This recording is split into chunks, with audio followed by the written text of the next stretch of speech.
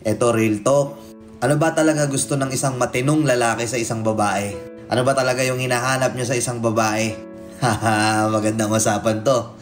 Boys, panoorin nyo to hanggang dulo. Pakinggan nyo to, panoorin nyo to kung tama lahat ng sasabihin ko, okay? Okay.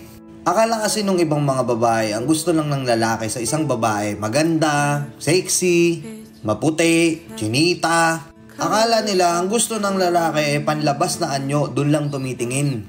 Hindi Ang matinong lalaki ang hahanapin sa babae yung may magandang personality. Yung babaeng sasamahan sila kahit na down na sila. Yung babaeng naandyan kahit wala ng taong sumusuporta sa kanila. Yung babaeng nandyan na pakikinggan lahat ng rants mo sa buhay. Yung babaeng aasikasuhin sila. Yung tipong pagod na sila galing trabaho tapos pag uwi nila may pagkain na. Pagising nila sa umaga bago pumasok sa trabaho yung uniforme nila nakaplansya na. Yung babaeng may pakialam sa kanila. May pakialam at sumusuporta sa mga pangarap nila. Yun ang hinahanap ng matinong lalaki. Yung babaeng hindi papabayaan yung magiging anak nila. Aasikasuhin. Ito pa nakakatawa dito Gusto ng mga matitinong lalaki yung babae na halos parang anak na rin sila ituring. Ang weird, no? Hindi pong papagalitan sila. Masungit yung babae. Mataray.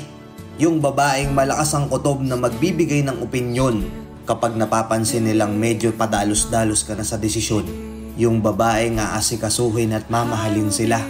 Susuportahan sila sa mga pangarap nila. Hindi sila kokontrahin. Totoo mga tol, diba? Kasi yung ganda lumilipas yan Kukulubot yan balang araw. Yung buhok niyan puputi. Yung itsura niyan nung bata siya, hindi yun mape-preserve kasi tatanda yan. Pansamantala lang ang panlabas na kaanyuan. Tatanda din sa huli.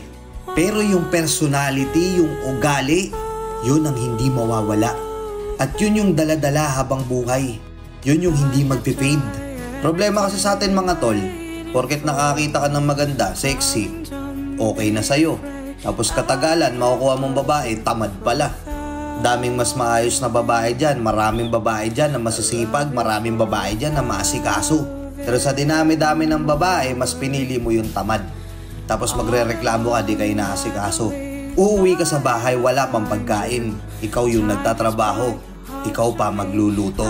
Kasi pustahan tayo dito sa comment section, napakaraming babae dito na sinayang. Napakaraming babae dito na binaliwala. Dahil napunta sila sa maling lalaki. Diba mga madam? Kapag yung lalaki bumabase pa rin sa itsura, wala na silang pake kahit toxic yung ugali ng babae. Hindi pa matured mag-isip yan. Hindi pa future iniisip niyan. Iniisip niyan pantropy lang kayo. Pansamantala. Mga tol, diba bonus na lang yung ganda?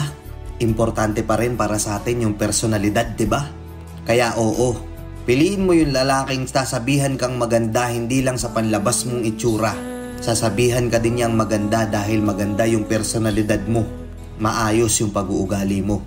Mga tol, kapag nahanap na natin yung ganong klaseng babae na aasikasuhin tayo, wife material. Brad, ingatan mo. Ibigay mo yung time, ibigay mo yung love, ibigay mo yung effort. Suklian mo lahat ng sakripisyo niya. Promise magtatagal kayo. Promise yung pinapangarap mong last na to. Magsisettle na ako. Matutupad yun. Nagets nyo? Yung mga matitinong lalaki dyan, tama ba?